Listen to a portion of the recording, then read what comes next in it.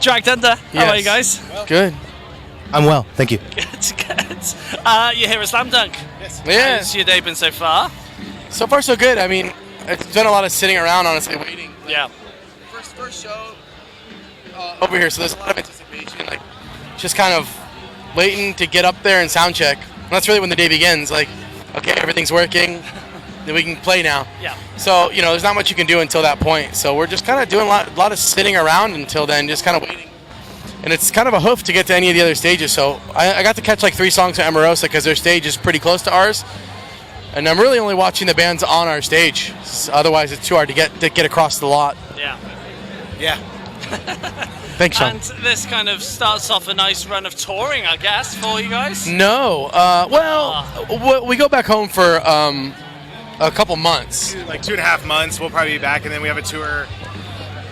A tour in August with Bless the Fall, Caskets, See, to me, that's not and too Kingdom far of Giants. away, so. No, I mean, it's going to creep up on us pretty quick. When you have a baby, it's a long time away. It's like you ever cherish those. A week off is like, oh, that's great. Every day feels like 2 when you've got a baby. Yeah. So I mean, it's nice, but we're happy to be home, settle down for a little bit, and just kind of be able to regather ourselves. I'm working on a move, trying to do some stuff at home, and it's be the first time in a long time. I think first time since basically the beginning of the year we've had any time to really just do nothing. Yeah. And it's not really doing nothing, is it? Like, it's always something, but in this instance we'll have a few months to a month or so just to not really do much until we have to get back into band mode. And when you get back into band mode, do you think you might be starting on some new music?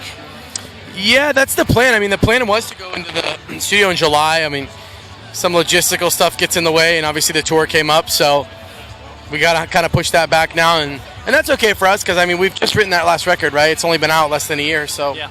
we want to give that record its moment in the sun, but absolutely. We've already got, I think the next record's already quarter of the way finished, so but we'd love to go finish it and get a record out early next year if possible. Okay, cool. Yeah. That's all I got. You answered my question? Say yeah. Yeah. Yeah. So do you know what direction you're wanting to take this new record in, or are you just going to see how it plays out? It's a really good question. I mean, we don't ever kind of go in with an idea. It's more just like these records are more of like a snapshot of where we are in that moment in life. And I mean, not to get too profound, right? But we just kind of like, we let the music guide us and just go, yeah, that sounds cool, that's shit, and some days you might feel, some days something might hit that wouldn't have hit the day before. And I think the most important thing is that we stay dragged under and we continue to write what makes us happy. We continue to write what the fans love. And for us, I think the most important thing is like genre bending, right? Like being able to write the pop punk anthem of the summer and then writing the heaviest song, that you've heard that month, and then writing a sad acoustic song and everything in between. So more than anything, it's for us, we sit down and then when we're finished, we just go, is this a good song?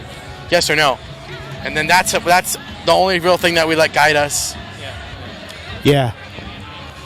Gotta get it in there. So when it comes to writing, how do tracks tend to start off for you guys? Do lyrics come first? Does a melody? Does a riff? What kind of kicks tracks off for you? For me, I'm always writing lyrics. Maybe it's just like a moment at a time. I thought of this one line, it makes sense, that's funny, or it's clever, or I like it, it's deep. That's how I'm feeling today. And then we'll spitball off that. Like I'll maybe have a concept and go, hey, this song's called Older, and it's about getting older, but it's still acting young or whatever. And then we'll just go, all right, well, that vibe is very, pop punk, or it's very like sentiment is very like, happy, or maybe it's sad. And then we kind of just go off of the mood. But in terms of like the writing process, a lot of times Sean will he'll write a riff, send it to us, and we'll have like a bank of just, basically it's like 2 hats with just like ideas in them. And it's like, okay, this is something I wrote a month ago about, my dad being sick or whatever. And then here's a riff, okay, do they work? No, they don't. So it's kind of, we don't really ever write the song start to finish until we're in the studio. Yeah. It's more just like collecting small snapshots and ideas and then trying to build a piece, like a full picture from the moments we've made over the time off. Actually, I can speak on this. I'm not going to let you. We're going to move on. Okay, yeah. Yeah. No, if I can add, I was just going to say my experience just being on more the musical side of things is I've brought in full demos, and a lot of times, which I love, it will inspire something completely different. And I think that's the power of sharing what you think and what you've written to other people and how they perceive it and the other things they can, I guess the directions they can see that going in. Yeah. And that's what I love about the collaborative process of writing with these guys too and our producer. So, and the way you do it at the moment, Yeah.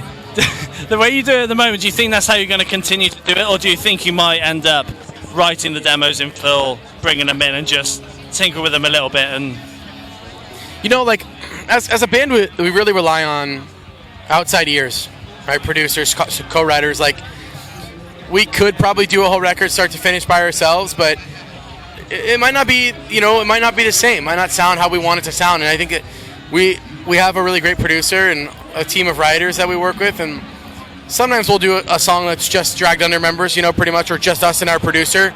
But there's a lot of songs where we use co-writers, and as weird as it sounds, the other people who are not in the band are as much a part of our sound as we are, right? Like, yeah. There's so many, and a lot of bands don't share that information. Like, some fans think that bands go into the studio and just shit out riffs and ideas, and it's like, man, to have 2 or 3 primary writers have all these great ideas over an 8-album discography, probably not happening. They're always going in the studio with a producer and someone who's fresh ears and goes, no, we've done that, or no, that's the same key and tempo as the last song, let's change something. And it's nice to have that other set of ears. So I know we'll keep doing that, but I definitely think we'll start working with a wider breadth of co-writers just to try to get some different sounds. Yeah.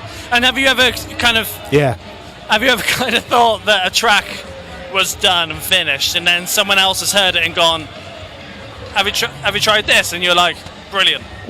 All the time. I mean, we have tracks now even that are finished, and we'll listen to them and go, keep it off the record.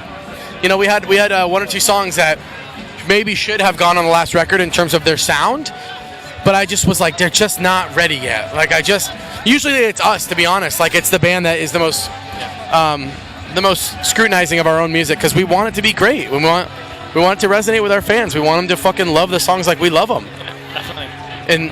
And we're very hard on ourselves to make sure that the end product is something we're very proud of. Yeah, absolutely. Well, guys, it's been a pleasure having a catch up with you.